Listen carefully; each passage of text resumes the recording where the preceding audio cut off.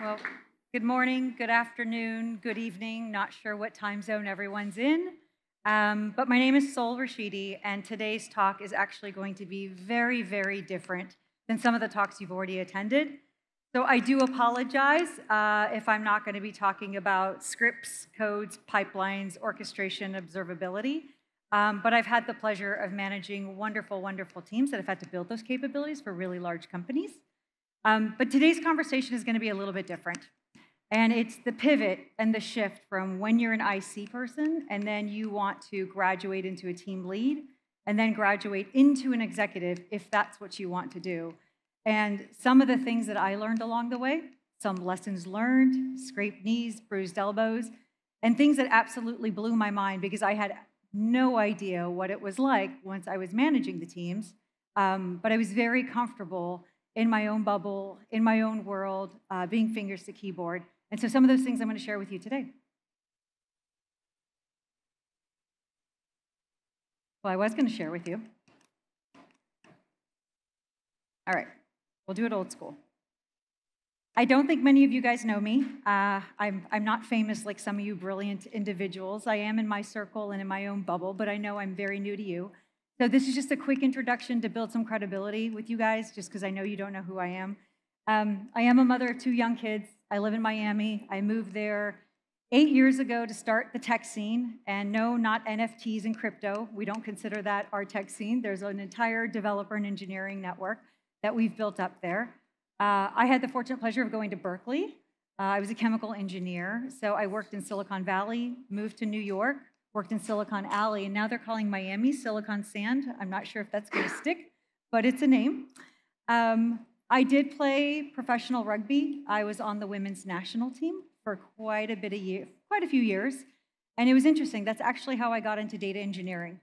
As you know, as you get older, recovery times just get longer, whether it's a night out with friends or whether you're playing a pickup game of basketball or you're on the soccer team, recovery just takes longer. And so I got to a point in my 20s where I was like, I'm tired of sleeping on futons. Maybe I actually should get a job. And the first offer I ever got was to be a data engineer. And I had found my tribe. I found my circle. It was amazing. About 6 months into the job, all my brothers and sisters in my data engineering community said, you're never allowed to touch a lick of code again. You create more work for us than alleviate work for us.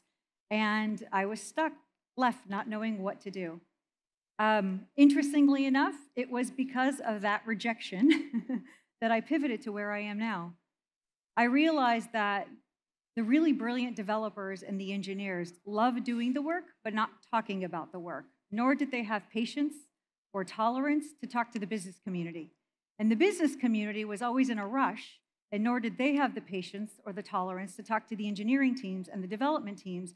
And the two worlds always did this, and it never quite jived. Requirements were missed, projects were delayed, teams were doing this, and I just found myself somewhere in the middle because I knew the technical world, even though I was barely mediocre at it, but I loved the business world. And I was just a glorified translator between the two worlds coming together, and that's how I accidentally fell into this place. I was very fortunate. I've had some great roles, some great teams. We've done some cool stuff together. But I was the first Chief Data and AI Officer appointed ever back in 2016 for Royal Caribbean in Miami. And since then, I've had some really fun jobs with Sony Music. I had shots with Harry Styles. I had dinner with Pharrell. Really, really cool stuff. Also, I worked for a pharmaceutical company, and as of recent, Estee Lauder. But I resigned 9 months ago, and I'm independent because our world is moving so fast that the longer I stayed in corporate America and enterprise, the quicker I would become outdated with my knowledge set. So that's just the background. So what I'm going to share with you is actually, yes, my journey, but also to help you guys reflect and understand the path that you want to take moving forward.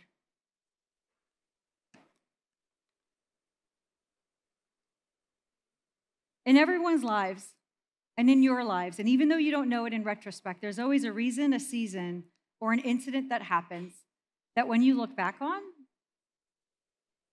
impacted your life, but you have to actually give it some thought. For me, it was 4 moments. The first was rugby. I always say there's nothing like getting tackled and hit in the face that prepares you for the data world. Unfortunately, you need to build that level of resilience to be able to handle what's to come. 2, I randomly became an SAP MDM Platinum consultant. How many of you guys are familiar with the master data management world? Nothing teaches you better than governance, quality, hygiene, integrity than learning master data management. Helping IBM launch Watson in 2011, and then getting my ass handed to me when I took on my first C-suite role and having absolutely zero clue that the higher up you go, the less it's about your IQ and the more it's about your EQ, your BQ, and your SQ. Your emotional quotient, your business quotient, and guess what the last one is? Exactly, your social quotient. No one teaches you that. You think that as long as I'm doing my work and as long as I do really, really good work, that's all that matters. I should qualify for that promotion. I should qualify for the team lead.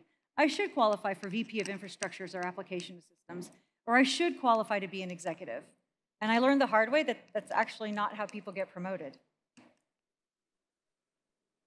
So just some storytelling and lessons learned. And I don't know if you guys have ever experienced this, but the way I got into rugby was because of my very first rejection was I actually went to Berkeley, studied chemical engineering, but I went to go play water polo. And I was a great, great high school athlete. And they recruited me to go play at the collegiate, the university level. I get into the university, I swim 6, 7 hours a day, I show up every day, I try really hard, but I'm not good enough. I'm slower than everyone else. I talk to the coach, and I'm like, am I ever gonna get to play? She's like, you're second string to second string.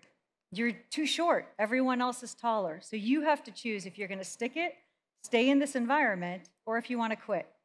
Well, my father always said it's better to fail than to quit, because if you quit once, you continue to build a habit of quitting, and that's never good. So I stuck it out another 6 months, another year. And I know we've all had jobs like this, by the way. But finally I said, enough's enough. I'm spending 6 hours a day, and it's not going anywhere. So I resigned, and I said, I will refocus on my academics. About a week later, that's when the rugby coach discovered me. And she said, hey, do you play a sport? I said, well, I did. She said, well, I don't know if you're playing it or not, but I think you're going to be really natural at rugby. And within 3 months, I was promoted to captain because being short was an advantage in rugby, but it was a disadvantage in water polo. I had ball handling skills in water. I could do good things on land. So training 6 hours a day in an environment that led me to nowhere versus finally finding an environment that not only was I naturally suited for, but I also happened to love at the same time. And that was the first lesson learned, knowing your shelf life. We've all outgrown relationships. We've all outgrown jobs. At some point in time, you have to decide what your shelf life is for where you're at. Are you in the right place? Is everything you're doing being appreciated? Are you on the right track? Are you surrounded around the right people? Every moment in life teaches us something like that, and sometimes it requires us to be able to reflect and assess whether or not we've outgrown an environment. I won't bore you with the transition to MDM. That was completely by accident. I was told to do something that I originally said no to. I said, I have no interest in this. This isn't what I want to do. But if it wasn't for MDM, I started out as an IC. I then became a team lead. Then I managed the group, then a division, and eventually a P&L. But that was the first world into the enterprise data management world, and then ultimately the entire data ecosystem. And the one thing I said no to that my boss said I had to is almost what literally started my entire career. So it happened by accident. So sometimes no's are good yeses. Then there was Watson. How many of you guys are familiar with Watson? So to this day, I don't think IBM gets enough credit for what it did. Watson was the first enterprise-grade commercial AI application out there. And I know everyone's talking about data security and responsible AI and governed AI. No one said anything back in 2011 because Watson had taken care of all that stuff because it served B2B enterprises. So being on that team was absolutely amazing because my job was to fly around the world, meet with early innovators, help them establish their strategy, identify use cases, and guess what? Fast forward 13 years, not much has changed in the AI world. We're still establishing strategies, we're still establishing use cases. People are still trying to get their bearings straight on what the heck to do with AI. But the biggest thing I was able to take away from this is anything brilliant that's about to come, you are consistently forward selling. If you're in a position where you need to convince someone of why this is amazing or why this is good, you need to almost paint a story and a picture of what it's going to look like 2-3 years from now, not what it looks like right now. And then the second thing that you learn is culture. Every company talks about innovation. Very few actually put the resources or have the patience or put the investments behind the innovation. And I always say there's a big, big gap between aspiration and perspiration. And nothing teaches you better than deploying AI back in 2011 for 5 years when the word was barely spelled. And then last but not least, as an IC, you think doing a good job is enough. And then you get to becoming a C-suite, and then you realize it is not good enough. It actually has little to do with your work, and it has more to do with how you manage people, which is ultimately what this conversation is going to be about. Deciding if you want to be a team lead, and deciding if you want to stay as an individual contributor, if the team lead is the right path for you, or if an executive is the right path for you, but what it takes to get there and the decisions you have to make along the way to help scale any of the capabilities that you're building now. Because the scaling part, there are so many nuances that come into the formula that you would never even think of as an individual contributor. And so 3 things. Yes, change is hard. I royally messed up the first time I finally got to that level. And then I realized for me, the executive path was the right path because I like changing the temperature in the room. I don't like reading the temperature in the room. So for me, I like going into environments that fundamentally want to shift and they don't know how to do it. But it does take a bit of resilience, and it does what I call, takes a bit of backbone and not a wishbone, because change is very hard, especially the bigger the organization. All right, so show of hands. How many of you guys are individual contributors now? Okay, how many of you guys are team leads? And how many of you guys are what we consider executives, VPs and above? You're working on the strategy, whatnot? Okay, so individual contributors and team leads, raise your hands. Keep your hands up if you have aspirations of going to the next level. So about half of you guys. Okay, so when we get to the Q&A section, for the individual contributors, I want to know why you guys want to stay individual contributors. Because I applaud you. You actually know, 1, what you're good at, 2, what you can tolerate, 3, you don't like politics, but 4, you're very content with where you're at, and we need brilliant individuals like you all. All right, so the decision. There are major career leaps between an IC to a team lead / manager to an executive, and those leaps are not the same. When you're an IC, it's mostly fingers to keyboard.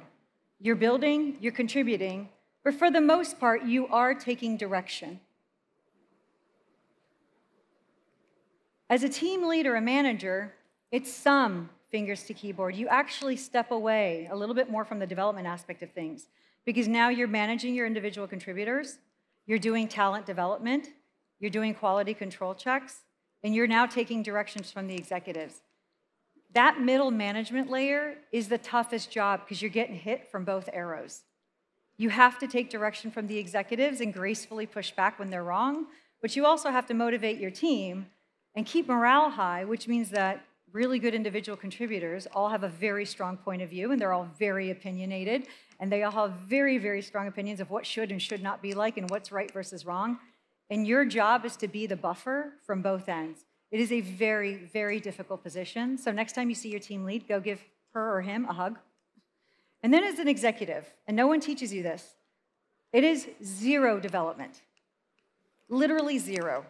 It is all around vision and strategy and how to go to market.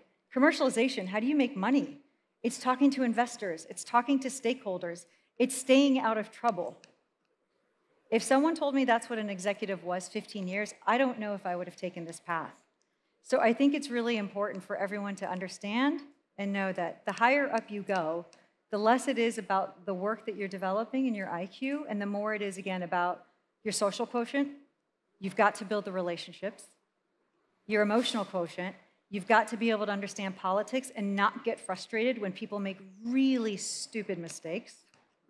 That's just the reality of it. And then your business quotient. You can never talk our language. You have to talk the audience's language, which means if you're in a position of selling, asking for money, pushing a product to market, we can't talk our language. We have to actually talk their language, which is where the business quotient kicks in. You have to talk about what's important to them. But the other thing is if you do have a path and you do want to move up, I always ask people why. So the largest team I've ever managed was a little over 800. And the smallest team I've ever managed was 150. Anytime someone comes to me and says, I want a promotion, I'm like, do you want a promotion for the pay? Do you want a promotion because you want more impact? Do you want promotion because you want more attention and prestige? Why do you actually want the promotion? Because maybe the promotion isn't the right answer for you. You have to know and understand yourself and what you're willing to do as you continue to climb up the ladder, as they say. The other thing is when you become an executive or you're pivoting the world, it's no longer about pipelines and orchestrations and data lakes and data warehouses and databases and egress costs.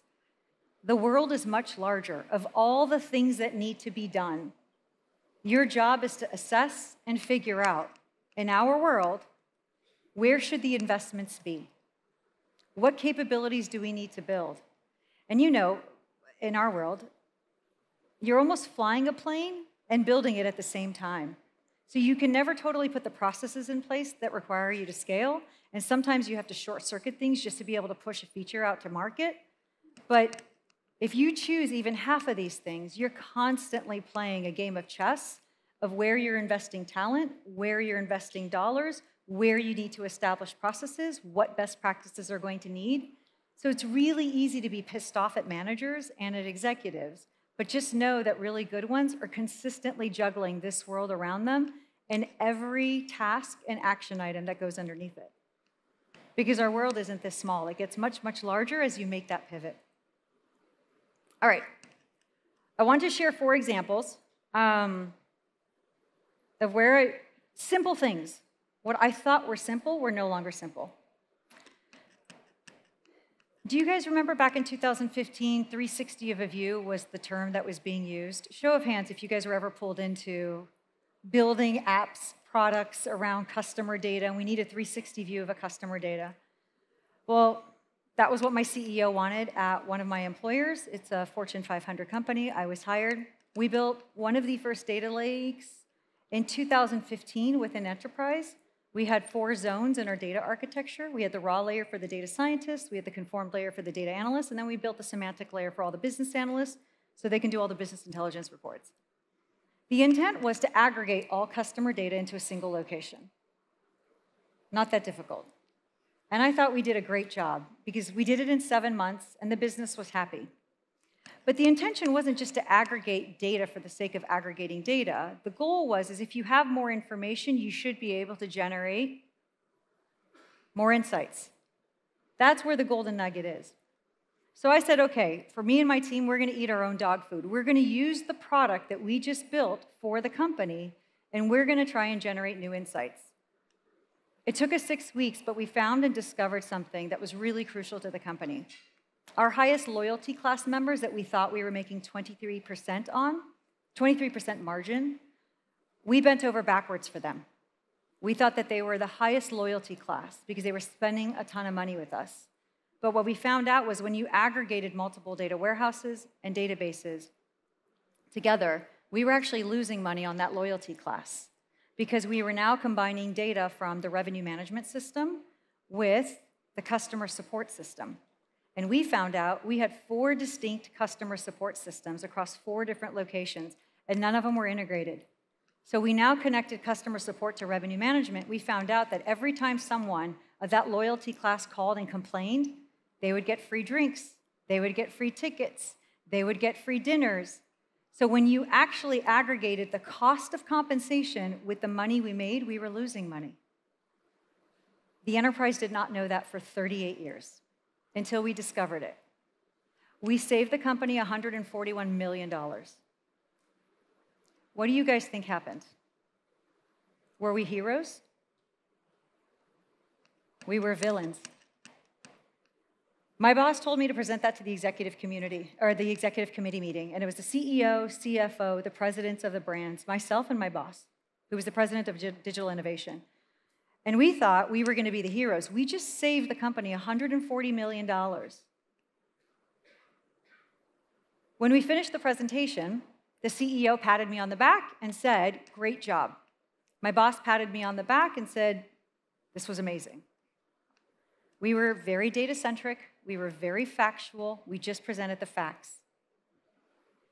Well, one of the presidents for one of the business lines, I had a meeting with him 2 hours later. And I said, "Hey, Michael, I'll see you in 2 hours. I'm looking forward to it."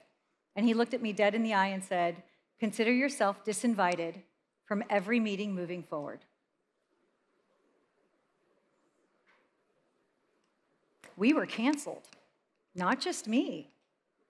My entire team's calendar got wiped clean. We just saved the company $140 million. Why on earth would we be canceled? Because we discovered it and they did not.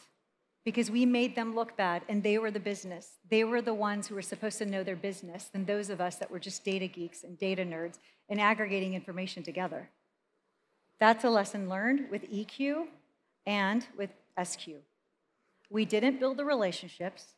We didn't share the information with them first, and it didn't matter how much money we saved. The fact of the matter is that fact was theirs to discover, not ours. And I learned from then on that even if we come across these massive insights that save a ton of money, it's not my job to present it. You actually have to give it to the business to present it so they look like heroes. And they have to decide how they're going to uncover 38 years worth of work because they've been bending over backwards for this loyalty class this entire time. I couldn't believe it. We did the right thing, but we actually didn't do the right thing in an enterprise setting. The second example, how simple things aren't simple. How many of you guys have heard of the term data democratization? We need more data, we need access to data. Yes, we all have analysts that we have to support, businesses that we have to support. A very simple concept around data democratization. It's 2 key pillars, more data and faster access. So you no longer have to go to the application lead to be able to ask for a file and then wait until they get permission and then they send it to you. And something that should have been self-service based now takes you 3 to 4 weeks because you have to get all the information and stitch it together on Jupyter Notebooks or whatever's available. But here's what I learned. Something so simple around self-service analytics is an unrealistic dream to chase. Because what does it require to democratize data?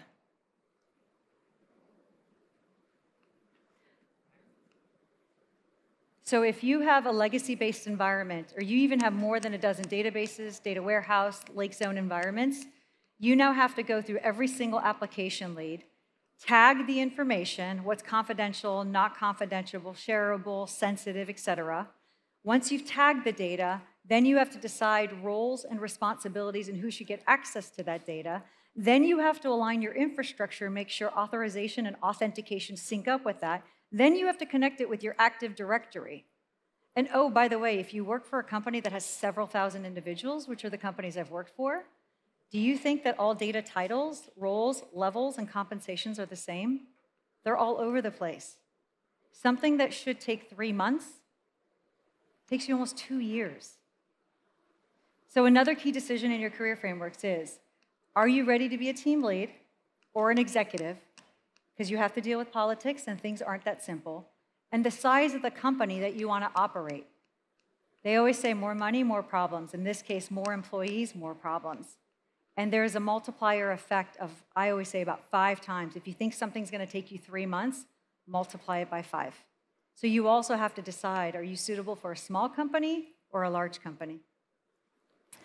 And then the last one. I'm not going to go through all 4 for the sake of time, but business value. How many of you guys have had to create a case for business value on why we should build something or why we should push something to market? Show of hands. Okay. Business value is a trap. Don't fall for it. I made the mistake twice in my first 2 C-suite positions, but the challenge and what I realized was, what happens with business value? If you have the head of supply chain coming to you and saying, I have this problem, I want it fixed. You have the head of manufacturing coming to you and saying, I have this problem, I want it fixed. You have the head of a business division, the head of a brand, someone in finance, someone in procurement. Everyone's going to come to you with a problem to fix. Why should you be the tiebreaker? Because technically, if it's a problem that they have, there is inherent business value on every issue. So the ability to prioritize and understand what you're going to take on and when is very complicated, because inevitably, you're going to piss someone else off. Because what if you prioritize supply chain and manufacturing? Because that could lead to high inventory, that could lead to delays in products going to market. But if you dismiss procurement and finance, who's going to approve your SOWs? Who's going to approve your vendor budgets? Something that could take 3 weeks, if they're pissed off, could take 3 months. And now you've lost talent, now you've lost the vendor, now rates have gone up. So I always say don't pick use cases and don't pick your work based on business value. Try something different. There we go. Instead of business value, I would consider this framework. This was something I created at IBM around 2013. I call it the criticality versus complexity framework. Business value is one of 10 things you assess, but it is no longer the thing you assess. So first, you go through and understand criticality. Is there a competitive threat? Are we at risk here? Is there market consolidation? Is there a government regulation that says if we don't do this, we are going to get fined? And is there a bad exposure or press? So some of the stuff that's going on with ethical and responsible AI. And then the last is business value. The goal is to be as objective as possible and define all of these 5 critical components and categories and weigh them. Then you go complexity to deploy. Is there stakeholder involvement? Inevitably, anytime you're developing something, you're developing it for someone. Is that person a good partner? Are they going to be present? Are they going to be interested? Will they partner with you and your team? Are they going to provide the right resources and time on the calendar when you need to run through things with them? Resource availability. This one's a tough one because the brilliant people are already overtapped and overworked. Are you going to have to tap into the same pool of individuals that are already on 6 other projects? Data accessibility. Is it accessible? And is it good enough to even be able to use? And are there dependencies on other functions? Because if you cannot build that capability on your own, and you have to rely on the infrastructure team, the finance team, the procurement team, the manufacturing team, the more teams that you have to include, the longer the drag of the project. And then infrastructure. Do you even have the basic infrastructure in place, or is that another component that you have to include? And then you give each of these a weight. At the end of the day, you plot how critical this is to the company and how difficult it's going to be for you to deploy. And based on that, things that are highly critical, low complexity, those are your priority items because you have a higher chance of succeeding. Things that are highly complex and very difficult to deploy, those are negotiables you're going to have to discuss. And the things that aren't critical and are difficult to deploy, they're no-brainers. Don't take them on. You're going to have to start saying no to things. But using an objective framework actually keeps you out of hot trouble with other leaders, other executives, investors, stakeholders, because it's an unemotional way of how to actually prioritize your workload so that you're not creating, as Alan mentioned this morning, a backlog of stuff. And by the way, if you do have a backlog, you should get into backlog grooming at least bi-weekly so the irrelevant stuff goes away. Deployment learnings, we'll go fast on this one. Set expectations, don't overpromise and underdeliver, because executives have a tendency of remembering or have amnesia of remembering highlights. Oh, you promised this and this. Be realistic about your expectations. Second, always allow 60 to 70% of your project timeline to data alone, especially if it's environments you're unfamiliar with. Third, if you have to build a team, and I don't think this is as relevant for you guys, but if you do end up joining a bigger company and you go past a team lead and you get your first break into the executive world, you're going to start learning how recruiting teams work. And oddly enough, corporate recruitment wants to hire your teammates for you, but they are the last people qualified to do any of the recruiting. So I love this because the test I give them is I go, recruiter A, if you can tell me the difference between a Pokemon character and a data scientist skill set, you can get my job rec. If you can't tell the difference between PyTorch, is that a Pokemon character, or is that a data scientist skill set, or a tool, or tech stack, then you're not qualified to hire for me. And those are the conversations you're gonna have to get into, because they're gonna wanna push their processes onto you, but you have to be able to avoid it in a graceful way. And then lastly, communications. I don't know if you can read this, but I really love this. I'll give you guys a quick second. For those of you guys who know consumer data and are into the marketing world. If you guys don't know, this is how the business hears you. Our marketing plan is simple. We just need to focus our CRM and CMS on ABM for clearer CLV and lower CAC, while A/B testing our CTA and UX for CRO. And by the way, hope we get some WOM, WOM, but don't ask me about ROI. That's how they feel. So whatever you do, use their language when you're trying to communicate, because it also gets you stuck. And then lastly, just to kind of sum it all up, the higher up you go, sometimes you're going to have to make sacrifices. And these are 4 key sacrifices as team leads and as executives. Sometimes things aren't going to be perfect, and you're going to have to let go of perfection. It's progress over perfection sometimes, and that's a trade-off. And you're going to have to explain it to your team, and you're going to have to explain it to your executives. So build that muscle. You do have to prioritize relationships over recognition. That was the example I gave about saving $140 million, but then my entire team and I got canceled. Sometimes you have to prioritize preservation within a company over pride. That's just the reality of it. And then last, everyone will always remember your ability to collaborate, not your wantingness to control the situation. So depending on your aspirations and those pivots that you want to make, keep these 4 things in mind, because I didn't get any training. No one told me any of these things, and I tripped a lot of times. Finally, I figured it out, and I was able to have the career that I had. But these are things that are going to be important to you. All right, with that said, thank you. I know today's talk was very different from the rest of the talks, but thank you.